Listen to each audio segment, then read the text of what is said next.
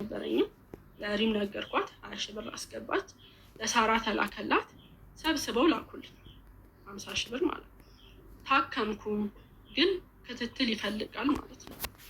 ብዙ ጊዜ ክትትል ይፈልጋል። በየሁለት ወሩ በየወሩ ሐኪም ጋር ሄዳለሁ። ገና ነው ካለኝ ያለ ጊዜውን ያውጣልኝ ማለት አልችልም። እኔ አሁን ከሳሪ ጋር ምን ነገሩን እንዳገናኘው እራሱ አላውቅም። ከዚህ በፊትም አስጠንቁላባት ነው ሲባል ገብቶሻል። በውስጥም እየመጡ ወይ ሪም ወይ ሳራ አስደግመውብሻል ሲሉ እረፉ። እንደንን ነገር የለም በእኛ መሀል። እንደዚህ ስሟን አታጥፉ። እኔ ብናገር ንግግር አልችልም ስልሽ ወይም ባይቀድመኛል ወይ ንግግር ያያምር ገብቶሻል። ድሮም ስሰደብ እኮ ሳራ ነው የምትናገረው አይደል? አንዴ እንደውም እነሱ ናቸው ኮመንታተሮች ናቸው ለዚህ ያበቋት ብለዋል አይደል?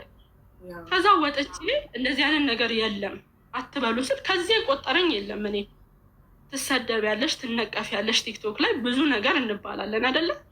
ያለ ነገር ነው። ያ ማለት ግን እኔ ፖስቻለሁ እኔ ተናግሬያለሁ እያልኩ አይደለም። ሰው የፈለገውን አስተያየት ይሰጣል። ባጣሽ ቁጥር እየመጣሽ ትለምኛለሽ እባላለሁ።